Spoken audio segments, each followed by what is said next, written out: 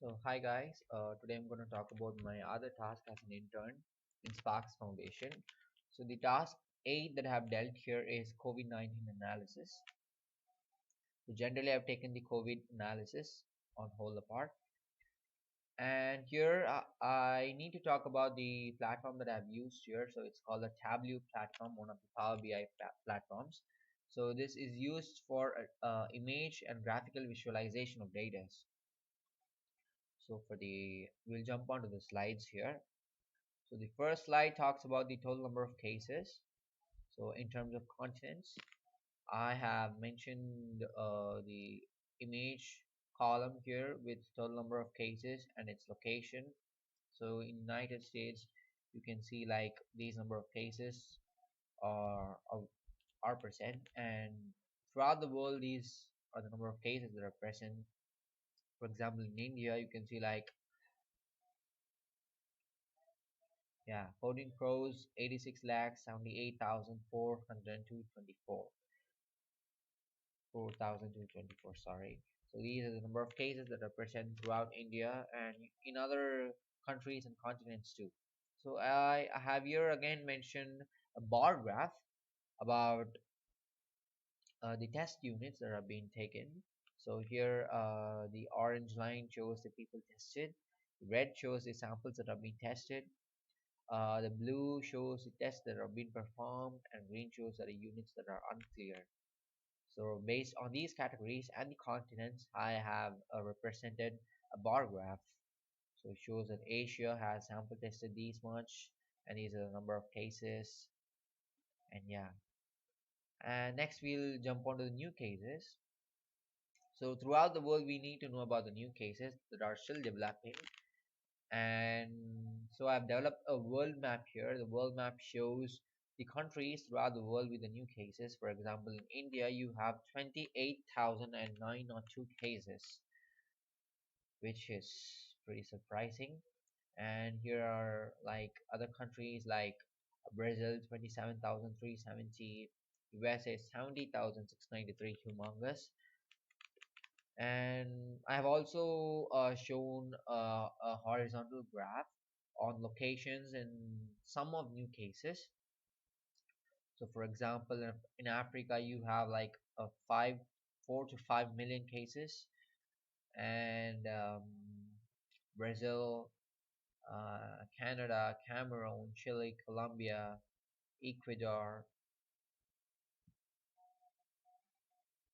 In other countries too, you have India, which is like almost 11 million cases, summed up cases, and yeah. So we'll also jump on to the next slide, which talks about the death rates. So basically, we should know death rates in three categories, such as people aged older than 70. So some of people aged between 60 and the median aged people. So yeah, the bar shows like the y-axis shows about the values or the number of death cases, and x-axis shows the three parameters differentiated on continents such as Africa, Asia, Europe, North America, Oceania, and South America. So the median aged people are like 1,20,832 in South America, which is quite surprising. And there are other datas on each continent separated on these three parameters. So yeah, next we'll see about the positive rate calculation. So what is the positive rate calculation? So this calculation talks about the number of positive cases throughout the continents and countries, and the cases that are yet to be identified. So this is nothing but an approximate calculation. For example, in India, you have like 18.8 percentage of rate, and in Brazil, like these many rates. It's not yet mentioned, but still. In Peru, 58.1. In Colombia, 57.0. In Albania, it's like 60.7. And I've also mentioned in terms of sheets so that there could be an easy understanding. And here I've mentioned about the hospital beds availability in thousands. So like these are the countries that are present in the pie chart. And yeah, you can see when I scroll the pie chart, you can see the number of hospital beds per thousand that are available in the country. And next I have to show you about the hospital admissions and vaccine availability throughout the countries, throughout the globe. I'm sorry. Yeah, so for example, United States, you have like these number of vaccines and like 8 lakhs hospital admissions, sorry, 80,000 hospital admissions throughout the weeks, and you have these number of vaccines that are being present. And yeah, there are still cases that to be identified.